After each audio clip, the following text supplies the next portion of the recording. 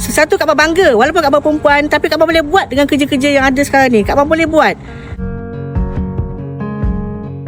Saya Nur Aznira Liza binti Yusof. Tapi di Alam Flora ni saya ada nama panggilan itu Bam. Bam atau Kak Bam lah. Okey, saya mula bekerja di Alam Flora pada 15 November 1996 sehingga hari inilah, lebih kurang 30 tahun. Di Alam Flora selama 30 tahun saya dah berada di beberapa jabatan di Alam Flora, dan yang terakhir ni bahagian operasi lah, unit logistik. Di operasi Alam Flora ni Bam buat bahagian in-house untuk kerja-kerja kutipan. Kerja-kerja kutipan di kawasan tengah, skim 9, 10 dan 11. So semua kutipan ni yang tuan-tuan tengok lori ni di bawah jabatan logistik.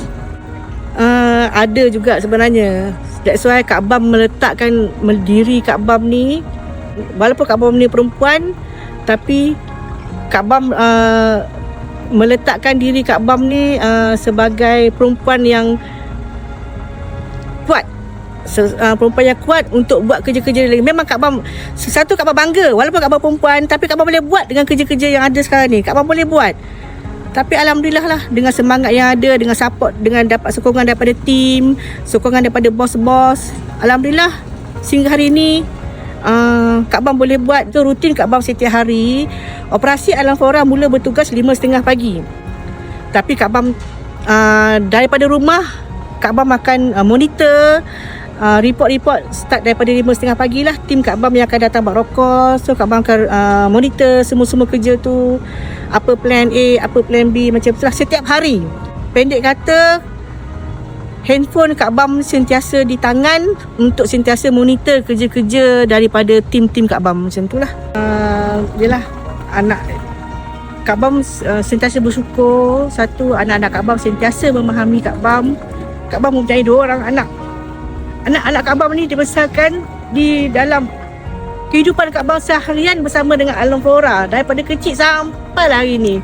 So mereka betul-betul memahami macam mana mama dia bekerja dekat rumah, setiap hari balik lambat. Dekat rumah pun mereka sentiasa tengok macam mana Kak Bam bekerja, sentiasa dapat panggilan, sentiasa monitor, sentiasa call team macam mana. Mereka terlalu memahami Kak Bam ni sampai apa orang kata, diorang dah ready. Kalau someone call Kak Bam, diorang dah buka laptop Kak Bam. Sampai macam tu, dia dah tahu siapa call. Keluarga Kak Bam sentiasa memberi sokongan lah apa yang Kak Bam buat sekarang macam tu. Kak Bam rasa kita bekerja ni kita perlu dapat sokongan. Kalau kita bekerja dengan orang yang sentiasa beri sokongan kepada kita, insya-Allah benda ni akan berjaya. Benda ni tidak akan menggagalkan kita.